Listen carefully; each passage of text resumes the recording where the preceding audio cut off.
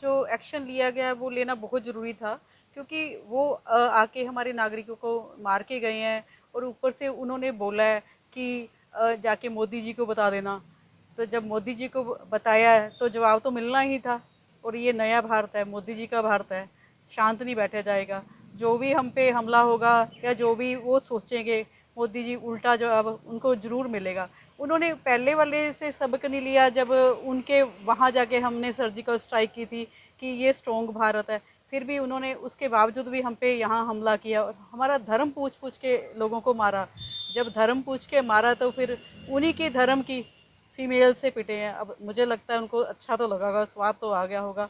और इवन अब कई सालों तक नहीं सोचेंगे मारने की। अगर सोचेंगे तो उल्टा ऐसे ही जवाब मिलेगा। और मोदी जी जब इकॉनमी को बूस्ट कर सकते हैं तो उन्होंने यहीं से आइडिया लगा लेना चाहिए था कि वो कितने स्ट्रॉन्ग हो गए, भारत कितना स्ट्रॉन्ग होगा, कि कैसे जवाब मिलेगा हमें। पहले के भारत में और अब के भारत में बहुत फ़र्क है, ज़मीन आसमान का फ़र्क आ चुका है। पहले पाकिस्तान वाले आते थे तो हमारी आर्मी वाली सेना को गर्दन काट के यहाँ दिखाते थे, चिढ़ाते थे हम लोगों को। अब उनको पता है कि हम पे थोड़ा सा भी अटैक होगा तो मोदी जी उनको बख्शेंगे नहीं। मोदी जी ने साबित किया है, उन्हीं के घर में जाके वहीं पे उनको अटैक किया है, उनको अच्छा सबक सिखाया। अब भी इसका बदला मतलब ज़ोर शोर से लिया गया है। उनके मतलब दिमाग में दहशत फैल चुकी है और कई सालों तक हम पे अटैक करने की सोचेंगे नहीं। अगर करेंगे तो फिर उससे भी बुरा अंजाम होगा उनका।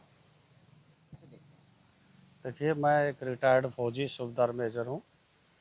मैं इस सीज़ फायर के बारे में ये कहता हूँ कि चलो जो हुआ ठीक हुआ, लेकिन एक फौजी होने के नाते और हम सब फौजियों का, यार हमारे देश के देशवासियों का खून जिस प्रकार से खोल रहा है और जोश जिस प्रकार से हाई है, उस प्रकार से ये सीज़ फायर न करके इनको और सबक सिखाना चाहिए था। क्योंकि ये कौम एक ऐसी कौम है कि इनके ऊपर विश्वास नहीं किया जा सकता। हमने इनके ऊपर काफ़ी टाइम विश्वास किया है, लेकिन इन्होंने हमेशा विश्वासघात किया है। और ये ऐसा विश्वासघात करते हैं कि सीज़ फायर के तुरंत बाद ही इन्होंने 3 घंटे के अंदर ही सीज़ फायर को तोड़ दिया। और हम हमारे देश के जवानों की हौसला अफजाई करते हैं, सरकार की हौसला अफजाई करते हैं, क्योंकि पूरे सरकार एक साथ रही है और अच्छी रही है। ख़ास करके मैं ओवैसी को एक धन्यवाद देना चाहता हूं कि उन्होंने जिस प्रकार से आगे आकर के और हमारा साथ दिया है, वो एक काबिल तारीफ़ है। रही बात पहलगांव के मारने की, इन्होंने धर्म पूछ के मारा। हमने इनको अब ऐसे मारा है कि ये किसको बताएंगे। इनके आतंकवादी कह रहे थे कि जाकर के आप बताओ, मोदी को बताओ हमने मारा। अब ये किसको बताएंगे। हमने इनको इस प्रकार से ठोका है कि जिसका कोई हद नहीं। इन्होंने कितने ड्रोन, कितनी मिसाइलें हमारे ऊपर छोड़ी, लेकिन सब हवा में ही फुस हो गई। और हमारे, अगर हम चाहते तो हम इनको बिल्कुल इस 3 दिनों के अंदर तबाह कर सकते थे। लेकिन ये भारत मोदी का भारत है, ये नया भारत है, नया युग का भारत है। पूछ कर नहीं मारते। और न ही हम किसी मंदिर, मस्जिद, गुरुद्वारे, चर्च, इनके ऊपर हम अटैक करते, और न ही हम सिविलियन पॉपुलेशन को। हमने जो भी कार्रवाई किया, बड़े सटीक ढंग से कार्रवाई किया अपने टारगेट के ऊपर, आतंकवादियों के ऊपर। लेकिन इन्होंने, हाँ, जितने भी अटैक किए हैं, जो हमने मार गिराए, वो टोटली सिविलियन पॉपुलेशन के ऊपर थे। टारगेट तो इनका सेट था ही नहीं।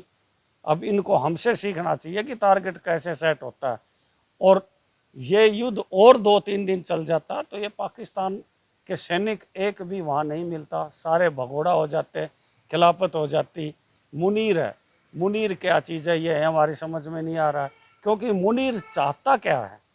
मुनीर चाहता है कि मैं शहबाज शरीफ को जेल में डाल दूं, तख्ता पलट करके खुद वहां राज्य करूं।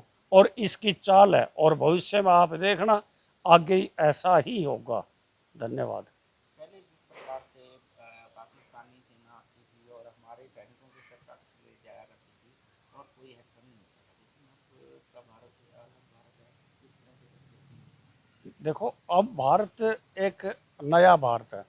अब भारत को कोई देश आंख दिखाने की ज़रूरत नहीं कर सकता। हम अपने हिसाब से चलते हैं। हमने कभी किसी से पहल नहीं किया। अभी ये करंट ही उदाहरण है, हमने पहल नहीं किया, पहल पाकिस्तान ने ही किया है। हमारे सैनिकों का हौसले को देखते हुए हमने बहुत संयम बरता है, हमारी सरकार ने संयम बरता है। संयम टूटने के बाद हमने आतंकवादियों पर कार्रवाई करी है। देखिए, युद्ध विराम जो लगा है, पहले तो मैं इस पे बात करना चाहूंगा कि जब इतने हमारे लोग शहीद हो गए थे, इतनी फाइट हुई और इतनी बॉर्डर फोर्सेस हमारी एक्टिव हुई, तो एक बारी तो पाकिस्तान को सबक सिखा देना चाहिए था। और इसमें एक बात और बोलना चाहूंगा कि समय समय पर पाकिस्तान ने अपनी ऐसी कायरता हरकत दिखाकर हमारे लोगों को मारा। एक बारी आज उनको पता लग जाना चाहिए था कि भी हिंदुस्तान क्या चीज़ है, ताकि वो भविष्य में कभी भी आंख उठाने की कोशिश ना करता। आज हमारा देश ये पूछ रहा है कि पिछले 3-4 दिनों से ये जो जितनी मिसाइल हमले हुए, ड्रोन हमले हुए, उसको बीच में रोक कर ऐसी क्या नौबत आ गई कि ट्रंप के जरिए हमें सीज फायर का ऐलान करना पड़ रहा है। ट्रंप होता कौन है जो देश को, हमारे हिंदुस्तान के जो निर्णय है वो आज ट्रंप करेगा? कहाँ गई हमारी सरकारें जो बड़े बड़े वादे करते थी? ऑपरेशन सिंदूर को पूरा फुल तक, एंड तक ले जाया जाना चाहिए था और पाकिस्तान को उसकी औकात दिखा देनी चाहिए। मेरा नाम कुलदीप धीमान है। मैं अम्बाला कैंट का ही निवासी हूँ। मेरी shop Gandhi market Devraj electronics के नाम से है। जो हिंदुस्तान और पाकिस्तान के बीच में युद्ध विराम का फैसला हुआ है, हमारे माननीय प्रधानमंत्री जी ने जनहित में जो फैसला लिया वो माननीय है, स्वीकार है। परंतु मेरे अपना व्यक्तिगत राय है कि जो सीज फायर है वो शायद पाकिस्तान को थोड़ा सा और दम दिखा के ही करने का फैसला लेना चाहिए, क्योंकि हमारी सेना, हमारी आर्मी का जो खर्चा हुआ है, जो हमारे जवान शहीद हुए हैं, उनका जो सीज फायर है थोड़ा सा अभी कमी रह गई है कहीं ना कहीं, जो हर एक हिंदुस्तानी के दिल में कहीं ना कहीं बची है, वो पूरी होनी चाहिए। और ये सीज फायर जो जल्दी लिया गया मेरे ख्याल से पीओ के जो हमारा पाक अधिकृत कश्मीर है उसको अपने कब्जे में लेने के बाद ही ये फैसला लेना चाहिए, या जो आतंकवादी जिन्होंने गतिविधियां करी हैं उनको अपने हवाले लेके फिर ये सीज फायर करना। मेरा नाम सुशील कुमार गुप्ता है। मैं यहाँ अम्बाला कैंट का स्थानीय निवासी हूँ, गाजीपुर का। तो ये जो कल मोदी सरकार और पाकिस्तान, भारत सरकार और पाकिस्तान का फैसला करवाया था ट्रम्प साहब ने कि सीज फायर कर लिया जाए, परंतु रात को फिर उसने धोखा दे दिया। मैं तो यही कह रहा था कि ये मुसलमान लोग हैं, ये कभी भी बदल सकते हैं और धोखा दे सकते हैं। ठीक है जी, ये युद्ध होना चाहिए और भारत को पाकिस्तान को सबक सिखाना चाहिए अच्छी तरह, ताकि सारा पाकिस्तान को तबाह कर दे और पाकिस्तान को अपने कब्जे में ले लेना चाहिए, क्योंकि आधा बलूचिस्तान ने तिरंगा फहरा दिया अपना, और पाक ऑक्यूपाइड कश्मीर भी अपने पास ले लेना चाहिए।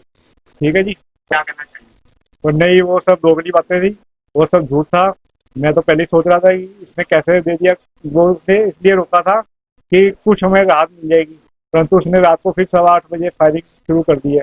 तो इसका जरूर मोदी सरकार को जवाब देना चाहिए। मेरा नाम अमित सूद है। युद्ध विराम जो गवर्नमेंट ने किया है काफी अच्छा डिसीजन है, समझदारी भरा डिसीजन है ये। देखिए, युद्ध से हमेशा नुकसान ही होता है, तो अगर आज हमारी भारत ने अपनी शर्तों पर इसके युद्ध विराम को लिया, माना है, तो बहुत अच्छी बात है, समझदारी भरा कदम।